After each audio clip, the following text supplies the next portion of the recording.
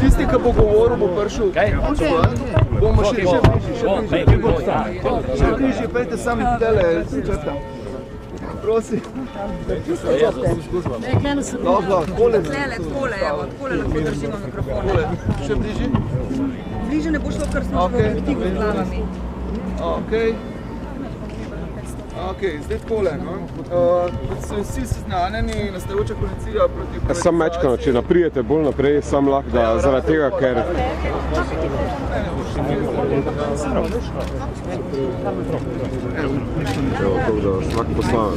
Ok, skratka, ko ste že seznanjeni, nastajajoča koalicija proti privatizaciji je že najavi današnje tiskovne konference pozvala javnost k sodelovanju na protestnem shodu proti privatizaciji, ki bo 11.6. v Ljubljani.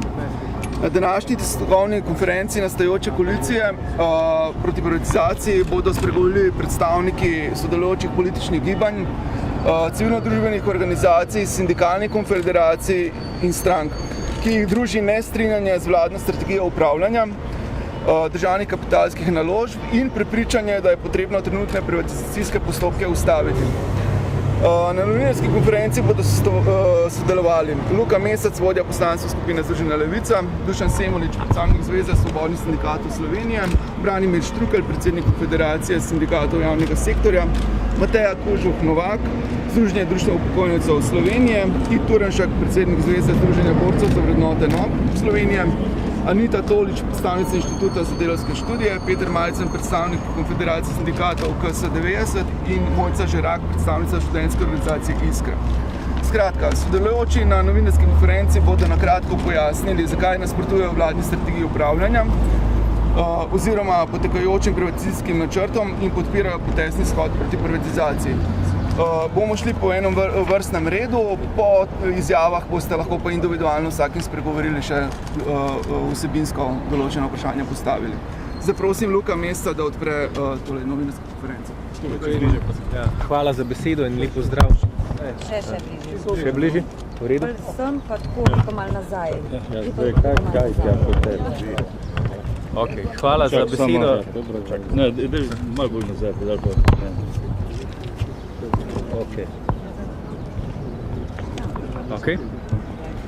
Hvala za besedo in lep pozdrav vsem skupaj. Danes smo se zbrali, nastajajoča koalicija proti privatizaciji in sicer zaradi tega, ker v tem trenutku se je v Državnem zboru začela obravnava strategije o upravljanju državnih kapitalskih naložb, ki ki jo je pripravilo Ministrstvo za finance in pri tem izključilo tako opozicijske stranke kot socialne partnerje, stroko in civilno družbo. Skratka, priprava te strategije je bila popolnoma nedemokratična in že prvo branje te strategije pokaže, zakaj je bila nedemokratična. Strategija namreč ni strategija razvoja slovenskega gospodarstva, ampak je strategija privatizacije slovenskega gospodarstva. Z to strategijo vlada daje prodajalcu Telekoma, se pravi slovenskemu državnemu holdingu, tako rekoč proste roke za privatizacijo, popolno ali delno 91 podjetij, med njimi infrastrukturnih podjetij, kot so Dars, Luka Koper, Slovenske železnice. Ta podjetja so sicer klasificirana kot strateška, a pojem strateškosti nas ne sme zavesti. V teh podjetjih ima trenutno država 100% lastništvo. Po strategiji bo imel slovenski državni holding proste roke, da proda delež do 50% in ene delnice. Se pravi, da proda praktično polovico deleža tudi v slovenski infrastrukturi. Prodal se bo cel bančni sektor in tako dalje. Skratka, strategija je izredno problematična in glede na to, da bo izvajalec te privatizacije slovenski državni holding, v katerem zdaj lahko spremljamo šlamastiko v zvezi z prodajo Telekoma, v nastajajoči koaliciji proti privatizaciji opozarjamo vlado, naj o privatizaciji še enkrat razmisli in naj še enkrat razmisli o dejanski strategiji razvoja slovenskega gospodarstva, ker predati 91 podjetij v roke slovenskemu državnemu holdingu in iz prodaje Telekoma napraviti model za slovensko privatizacijo je nesprejemljivo in od tega nas bo še vse bolela glava. Hvala. Besedo ima Dušan Semolič. Se boste malo bolj nazaj, pa še razdelite pozornost. V Zvezi svobodnih sindikatov temu procesu, ki sedaj poteka privatizacije, nasprotujemo. Gre pravzaprav za proces plenjenja najboljših gospodarskih družb in sistemov v Sloveniji, ki dajejo zaradi svojega dela, poslovanja tudi precejšnje dobičke v proračun in s tem tudi lajšajo financiranje pokojninske blagajne in socialnih pravic. Velika napaka je, da se v ospredje izključno postavlja samo cena. Cena pa ali pa dobičkonosnost pač vložkov države. Pri prodaji podjetij, pri razprodaji podjetij je potrebno vendarle upoštevati tudi socialne, ekološke in druge posledice. In pravzaprav ni nobenega razloga na vrat na nos prodajati tisto, kar je dobro. Kajti novi lastniki, jaz vem, da so lahko različni. To, da mnogo je med njimi špekulantov, ki želijo z nakupom naših dobrih podjetij čim prej zaslužiti, ustvariti čim večje dobičke in največja žrtev so ponavadi praviloma delavci in delavke. Namreč naša zakonodaja, tudi ostala prevzemna zakonodaja, ne ščiti delavce in delavke. Ko sindikati gremo v te procese, ko želimo obraniti interese delavcev, delovna mesta in še marsikaj ne, dobimo vedno odgovor, da so to necenovne zahteve, ki se praviloma tolmačijo kot nedovoljena državna pomoč. Torej cel sistem, pravni sistem je tukaj naravnan v škodo delavcev. Sedaj je prilika, je priložnost in državni zbor ima ob tej strategiji, da popravi nekatere napake. Zdi se nam škodljivo, nedopustno, da bi tako pomembne firme, kot je recimo Cinkarna Celje, kot je Telekom in še bi lahko našteval, torej firme, ki ustvarjajo dobre dobičke, ki jim zaposlovanje ljudi nekaj pomeni, prišli v roke temu pogoltnemu kapitalu. Skratka, pozivamo državni zbor, on ima sedaj škarje in platno v rokah, da korigira s to strategijo napake, ki so bile do sedaj storjene. Hvala. Hvala lepa. Besedo predajam Branimir Štruklju. Lepo pozdravljeni v imenu Konfederacije sindikatov javnega sektorja. Torej, nekajkrat sem postavil že vprašanje, ki je zelo preprosto vladi Republike Slovenije, kaj bomo državljani te države imeli od teh prodaj. Koliko bo delovnih mest več, kako bomo in na kakšen način bomo bolje živeli in kako se nam bo to poznalo. Odgovorov ni, je pa cel kup izgovorov. Eden je ta, da smo obljubili ali pa da finančni trgi od nas to pričakujejo. Če je temu tako, potem to pomeni, da Vlada Republike Slovenije in parlament ne odločata v interesu ljudi, ki tukaj živimo, ampak izpolnjujeta želje gospodarjev, ki jim to narekujejo. To pomeni, da pristajamo na nek kolonialen odnos. Drug odgovor je pa, da ne znamo s tem upravljati. Če je temu res tako, potem se je treba vprašati, zakaj ne znamo upravljati in kdo je za to odgovoren. Če se na ta podjetja, kot je recimo Telekom, lepi cel niz političnih skupin in ne vem kaj, potem sporočajo politiki in politični razred, da so koruptivni, nesposobni in nas pozivajo k temu, da naj jih zamenjamo z bolj poštenimi in bolj učinkovitimi. Zdaj bi pa rad povedal še nekaj besed o samem Telekomu, kjer se mi zdi, da je popolnoma vse narobe s to prodajo. Slišim, da ne bi bila odločitev v upravi že sprejeta o prodaji. Namreč niso upoštevali nobenih pri nefinančnih zavezah interesov delavcev.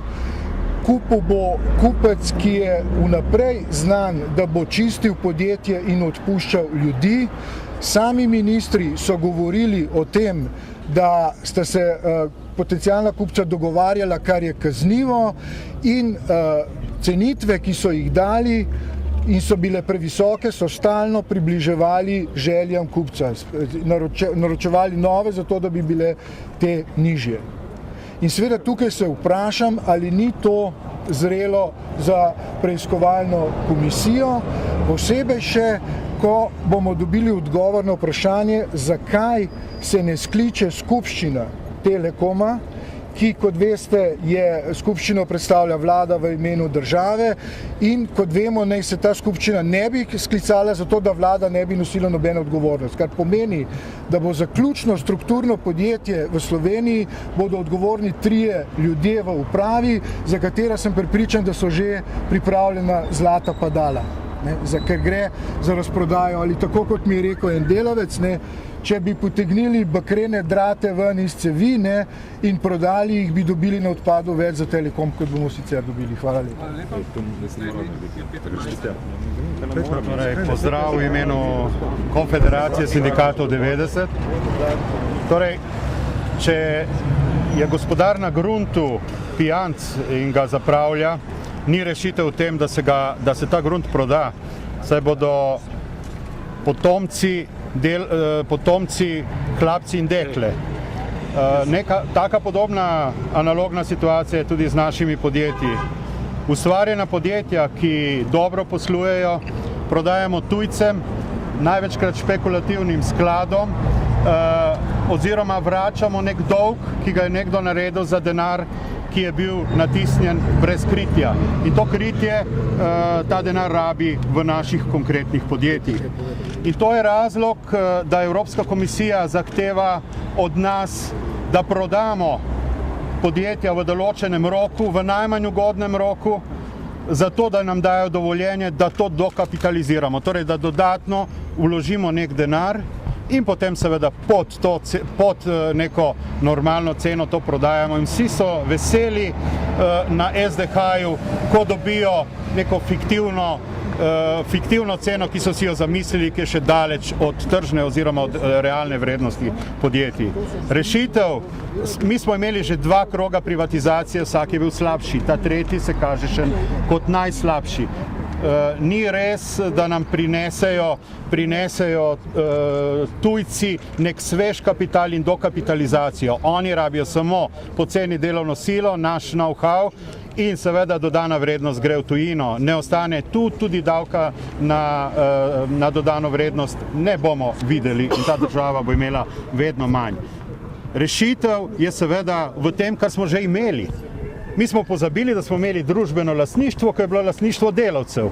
Torej, delavec je prav gotovo bolj odgovorno ravnal s svojim podjetjem, kot so ravnali tajkuni in kot bo seveda v interesu te nacije počel tujc. Ker tujc bo samo zasledoval lasten interes, ne pa tega, ki je naš. In naš je seveda, da nam nekaj ostane tudi naslednjim generacijam, ker enkrat, ko prodamo, ne bomo imeli ničesar več razen socialnih problemov. Hvala lepa. Dober dan želim. V Zvezi društev upokojencev Slovenije nas zelo skrbi ta razprodaja slovenskega premoženja, ki je po oceni naših strokovnjakov gospodarskih zelo huda. Kot pravi moj kolega Janez Bregant, država je samo ena velika družina in nobena družina ne bo razprodala premoženje zato, da bo šel lahko Janez na Havaje, ampak bo hranila premoženje zato, da se bo lahko Jana izobraževala, da bodo lahko mladi ljudje imeli dojenčke, da bodo lahko hišo popravili in zato tudi, da bo stara mama lahko po človeško umrla. In če bo država razprodala vse, ji bodo ostali samo davki. Moj kolega pravi, da se v davkov ne da živeti. Res pa je tudi, da če bo vse razprodala in ne bo imela za razvoj, ne bo imela za socialo, ne bo imela za zdravstvo, ne bo tudi delovnih mest. In če ne bo delovnih mest, ne bo nobenih davkov. Se pravi, da gremo v en ciklus dejansko popolne odvisnosti od drugih, ki bo prinesel Sloveniji samo še slabše čase. Pozivam dr. Cerarja in stranko, ki je še pred 6 ali pa mogoče 8 meseci tukaj z nami bila kot predstavniki civilne družbe, ki so zahtevali spremembe, da se skupaj vzamejo in da res dosežejo spremembe, da ne grejo stvari tako dol, kot so jih pripeljale druge vlade. Hvala lepa. Besedo predajam Titu Turnškom. Lep pozdrav vsem skupaj. Jaz govorim v imenu Zveze borcev. Mi smo ta podjetja gradili, naše generacije. Mi smo jih ustvarjali. Gradili smo jih zato, da bi imeli socialno državo, da bi bolje živeli. Gradili smo jih za naše otroke in vnuke. Znali smo jih tudi upravljati. Bili smo na zahtevnih zahodnih trgih konkurenčni, tako tehnološko kot razvojno. In danes imamo neko strategijo, ki ni strategija, pač pa zgolj izvrševanje, hlapčevsko izvrševanje ukazov, ki prihajajo iz Bruslja. Kje je te naša suverenost? A je še to suverena država? A še sami upravljamo sami seboj? Če bomo vse razprodali, nič več, vi in naši otroci boste samo še cenena delovna sila na lastni zemlji. To je bistvo tega. Za tega smo proti temu. Tudi v strategiji ni nobenega razmisleka. Kaj pomeni, če prodaš podjetje v prehranski verigi? Uničuješ vso prehransko verigo, samo kakšne so pa socialne in dolgoročne posledice in ekonomske posledice, tega pa verjetno gospod Mramor ne dojame čisto natančno ali pa ne sme dojeti. To je bilo tisto, kar sem vam hotel povedati. Zelo na kratko. Hvala lepa. Besedo ima Anita Tolič. Pozdravljeni, jaz bom govorila v imenu Inštituta za delavske študije. V Inštitutu za delavske študije privatizaciji državnega imetja ostro nasprotujemo. Neoliberalna pripoved o tem, kaj naj bi privatizacija prinesla, po svetu že 30 let ostaja enaka. Trg naj bi rešil vse. Toda primeri iz Latinske Amerike, Azije in predvsem Južne Evrope pa pričajo o tem, da so učinki privatizacije za družbe katastrofalni.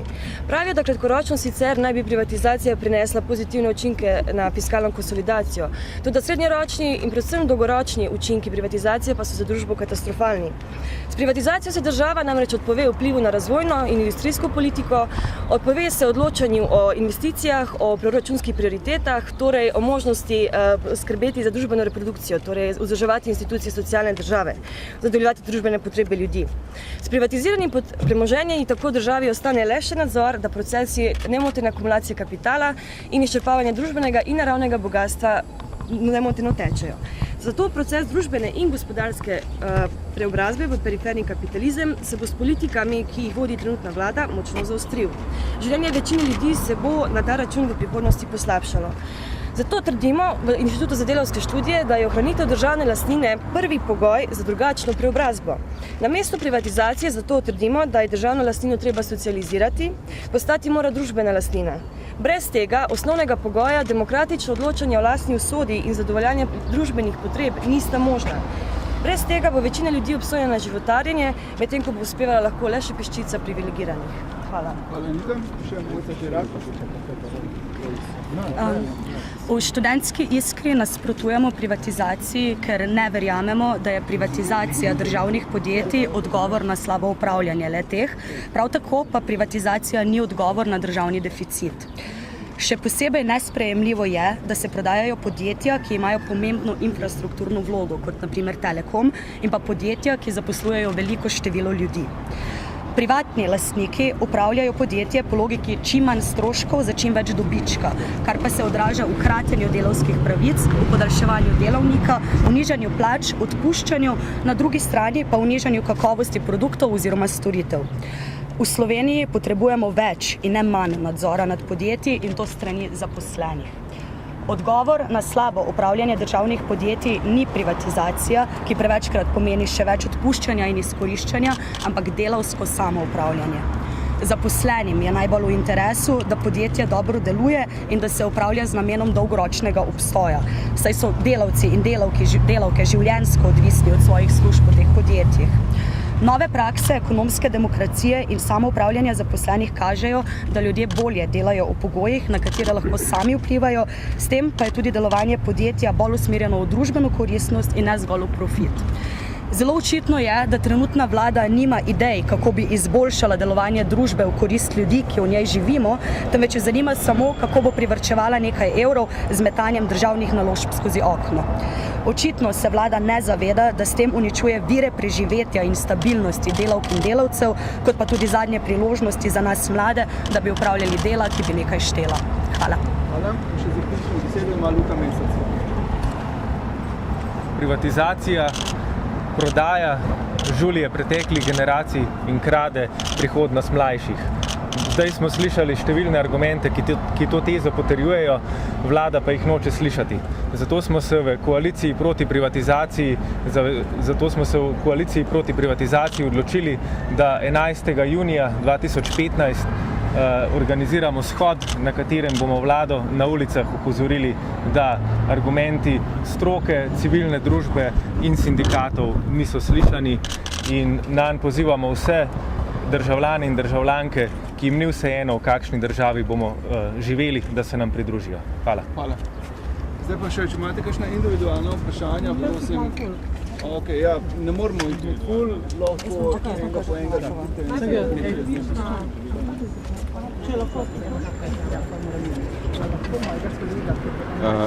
Lahko najprej vprašanja postavimo, pa boš pol še individualno. Lahko najprej vprašanja naredimo, v bistvu. Dajmo najprej vprašanja, pa boš pol, če bo... No, prav, v redu, meni vsem. Ne, sej, kar pridete. Če lahko najprej vprašanje postavimo. Bom pa z vami začela, gospa. Če lahko sam sekunde. Tom, jaz sem jo poklicala, samo moment. Kam pa moram iti? Ja, ne vem, kje je moja kamera sploh. Se ne bojo šli nikamor, v bistvu, ne? Gre za to, jaz moram iti, tako da nimam časa, veste, tako sem jih porufala. Prosim. Evo, imamo zdaj kamero in vse je naredi. Torej, ja, imamo, a imaš? No, okej. Privatizacija Triglava, kako zdaj komentirate to pomembna naložba, strateška naložba?